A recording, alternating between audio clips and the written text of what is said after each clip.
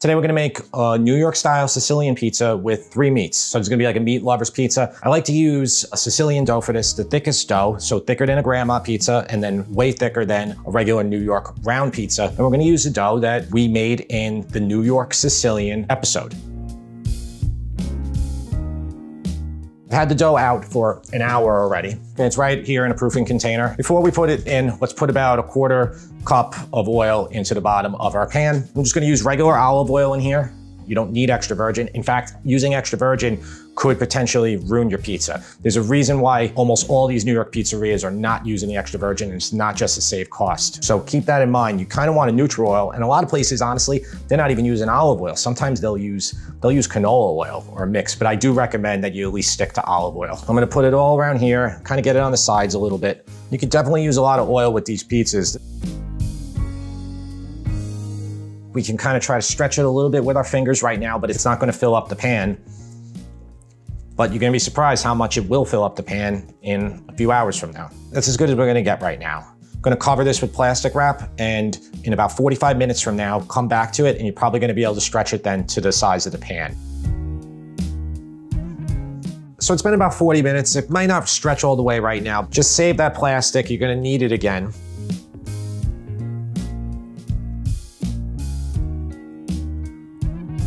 Just stretch it and press it all the way into the edges. A lot of pizzerias have a machine called a sheeter, and they run it through. These are our hands, this is our sheeter here. And it's close, but let's get it back on, and probably 30 more minutes. Just make sure you're covered completely. This one, Sclafani, and I know you guys have seen this a lot because it's in a lot of my videos now. These are crushed, they're great, they're sweet. We're not cooking the sauce or anything. We're just gonna use these tomatoes straight out of the can. I just add a little bit of salt to them. So that's all I'm gonna do with them right now. If you want, you can put a little oregano in the tomato. I tend to just put the oregano on top of the pizza. And of course, feel free to use your favorite tomato. If you like San Marzano tomatoes, which are more expensive, use your favorite brand of San Marzano plum tomatoes. See how thick they are? I'm just gonna put a little bit of salt in there, probably like 3/4 teaspoon. So I'm just gonna mix this around, and we have our tomatoes ready to go. Let's talk about the cheeses for a second. This is Galbani whole milk mozzarella. It is drier than Polio whole milk by a lot. If you use Polio whole milk, it might be too buttery, too liquidy. Depending on what brand you use, you might have to go to part skim. You might have to do a 50-50 ratio. This is a 2-pound block. This is from BJ's, and BJ's, Costco, they always sell like these in 2 or 3 pound blocks. Gonna need about 12 to 16 ounces of mozzarella, shredded mozzarella, for 1 Sicilian pizza that's 14 by 14. Galbani, you can take a block and you can actually shred it without it being frozen. If it's Polio, normally you have to put that in the freezer, or it's very, very hard to shred it.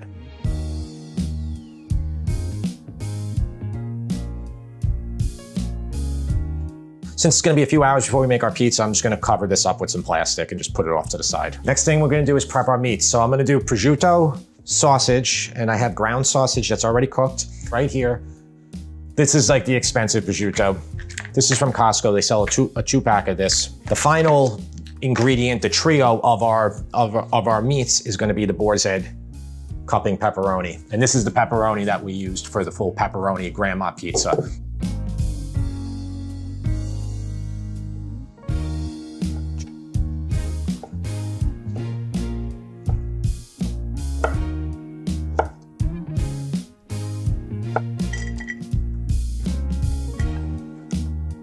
All right, so it's like another 20 minutes. It's pretty much there now.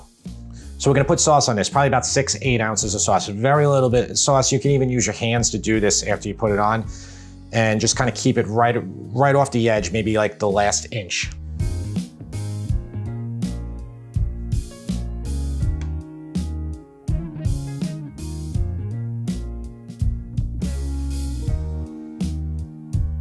That's more than enough right there. So that's why you want to keep saving that plastic so you don't keep going through a bunch of pieces. A couple hours from now, we're gonna par bake this. Sicilian is so thick that it's kind of better to par bake it. That's how a lot of pizzerias do it. You could turn your oven on now if you want, but if you don't want to leave it on, it doesn't really matter. Put this on top of the oven, just in a warm spot for 2 to 3 hours. We want this to really, really rise. We want it to rise to the height that we want our Sicilian pizza to be. So leave it alone 2 or 3 hours and we'll be back at that point. So here it is, and it rose dramatically. You can see that.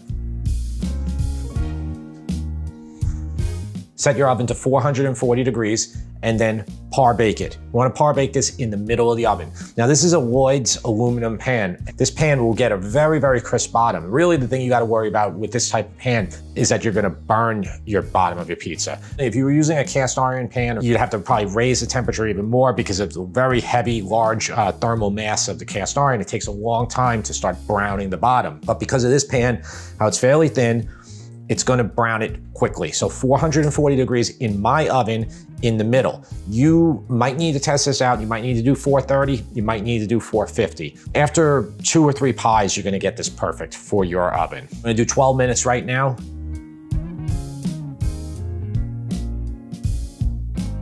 So let's get all the ingredients on here.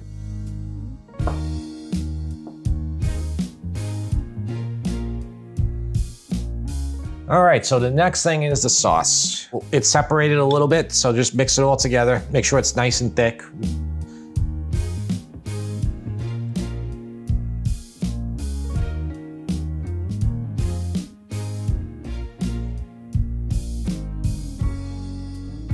We almost used it all. I think that's a pretty good amount. So you open up 1 can and then you're good to make the whole pie. Here's sausage. We'll start with this one first.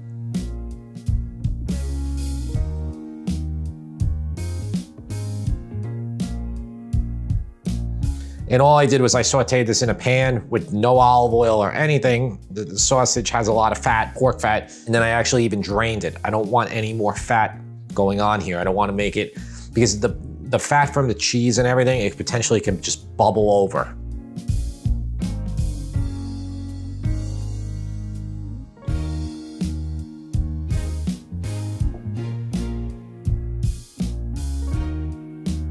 So if you've been wondering, this is definitely a health channel here. I mean, there's nothing healthier than this, right? So I'm gonna put the prosciutto on here. The prosciutto is very strong.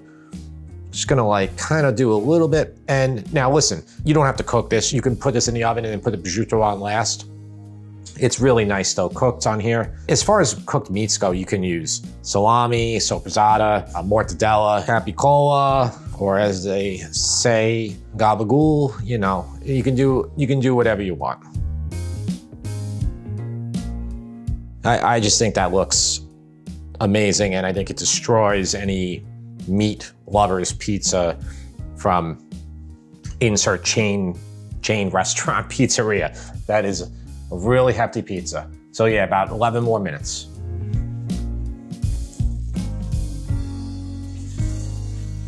It went in for about another 12 minutes, so probably it has about 23 minutes, maybe. I'm gonna sprinkle on some Pecorino Romano. Now, you don't wanna do this, you don't have to. Pecorino Romano normally finds its way into most New York style pizza. And here's Sicilian oregano. And I just sprinkle it all on top. Just make sure you don't get any stems in there. So I'm gonna do 2 minutes back in the oven and then probably 90 seconds on the broiler. I wanna get this a little browner on top. All right, and there it is. It's looking really good.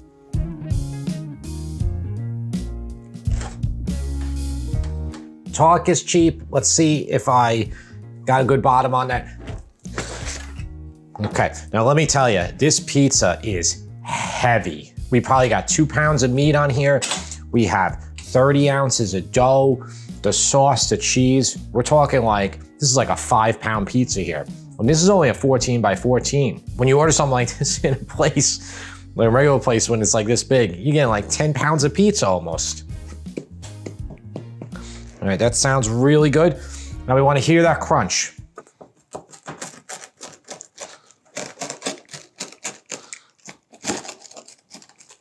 Oh yeah.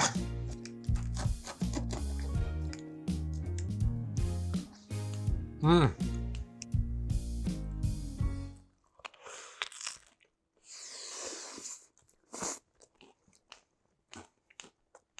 This one's a little bit more difficult than doing the regular New York Sicilian. There's a little bit more time involved. Probably the total cooking time here was probably more towards 30.